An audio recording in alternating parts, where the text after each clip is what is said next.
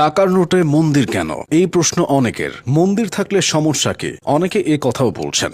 ২০ টাকার নোটে দিনাজপুরের কান্তজিউ মন্দির থাকা নিয়ে দুইটি পক্ষ দেখা যাচ্ছে। তারা তাদের মতো যুক্তি দিচ্ছেন। কাদের যুক্তি কেমন সবকিছু জেনে নিন। যারা মন্দির রাখার বিপক্ষে তাদের প্রথম যুক্তি হলো বাংলাদেশে হিন্দুদের সংখ্যা মাত্র ৭%। তাহলে মন্দিরের ছবি কেন? আসলে বাংলাদেশের সংবিধানে বড় ধর্ম বা ছোট ধর্ম বলে কিছু নেই। মানে সংখ্যাগুরু ও সংখ্যালঘুদের জন্য আলাদা নিয়ম নেই। ২০২৪ সালের ১২ অক্টোবর ডক্টর ইউনুস ঢাকেশ্বরী মন্দিরে গিয়ে বলেছিলেন, এদেশের প্রতিটি মানুষ ধর্মের ঊর্ধ্বে একজন মানুষ হিসেবে নিজেদের সমতা এবং অধিকার পাবে। তাই সংখ্যালঘু বলে নিজেদের আলাদা করার কোনো প্রয়োজন বাংলাদেশে নেই। এদেশ আমাদের সবার। মন্দির রাখার বিপক্ষে দ্বিতীয় যুক্তি হলো অনেকে পকেটে টাকা নিয়ে মসজিদে নামাজ পড়তে যায়। মসজিদ ও মন্দির ব্যাপারটা তখন পরস্পরের সঙ্গে সাংঘর্ষিক হয়ে যায়। অথচ ২০১১ সাল থেকে ধাপে ধাপে অনেকগুলো ব্যাংকনোটে বঙ্গবন্ধু শেখ মুজিবুর রহমানের ছবি যোগ করা হয়েছে। মানুষ বা কোনো প্রতিকৃতির ছবি সঙ্গে থাকলে নামাজ হয় না, কিন্তু তখন কোনো জোরালো অভিযোগ আসেনি। তাছাড়া নোট থাকে পকেট বা মানিব্যাগের ভেতর,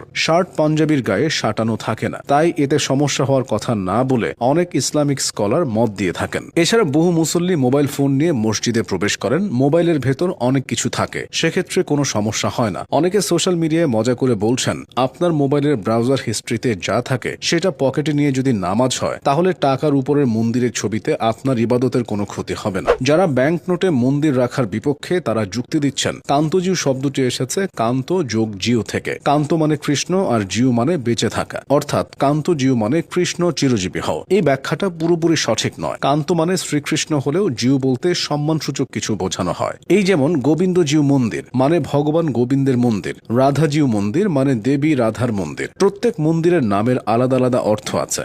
এসবের ব্যাখ্যা ভুলভাবে করে বিদ্বেষ ছড়ানো যায়। এই যেমন ঢাকেশ্বরী মন্দির অর্থ ঢাকার ঈশ্বরী। টাকার নোটে যদি ঢাকেশ্বরী মন্দিরের ছবি থাকতো তাহলে অনেকে হয়তো এর ভুলভাল ব্যাখ্যা নিয়ে হাজির হতো। কান্তজিউ মন্দির শুধু দিনাজপুর না, এটা গোটা বাংলার অনন্য নিদর্শন। আগে টাকার নোটে বাগেরহাটের ৬০ গম্বুজ মসজিদের ছবি ছিল। অনেকে মনে করছেন মসজিদ সরিয়ে মন্দির আনা হয়েছে, অথচ এমন কথা সরকারের তরফ থেকে বলা হয়নি। বাংলাদেশ ব্যাংকের গভর্নর আহসান এইচ মনসুর বলেছেন, টাকায় ঐতিহাসিকভাবে বাংলাদেশের জন্য গুরুত্বপূর্ণ স্থাপনাগুলো থাকবে, সেটা মসজিদই হোক, মন্দিরই হোক বা অন্য কিছু। সেখানে আমরা কোনো পার্থক্য করছি না। তবে একথা সত্য যে যেসব দেশের টাকায় ধর্মীয় স্থাপনার ছবি আছে সেসব দেশের প্রধান ধর্মের স্থাপনার ছবি আছে।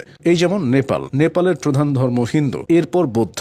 নেপালের টাকায় আছে হিন্দু ও বৌদ্ধ মন্দিরের ছবি, যেমন পশুপতিনাথ মন্দির। ফেরা যাক বাংলাদেশে। এই কারখানায় বাংলাদেশের সমস্ত টাকা ছাপানো হয়। পুলিশের প্রায় ৮০ জন সদস্য গাজীপুরে অবস্থিত এই কারখানার বাইরের নিরাপত্তা নিশ্চিত করে থাকে। কারখানার প্রত্যেক কর্মীকে কঠোর নিয়মের মধ্য দিয়ে যেতে হয়। দেহ তল্লাশি থেকে শুরু করে প্রচুর কড়াকড়ি রয়েছে। অধিকাংশ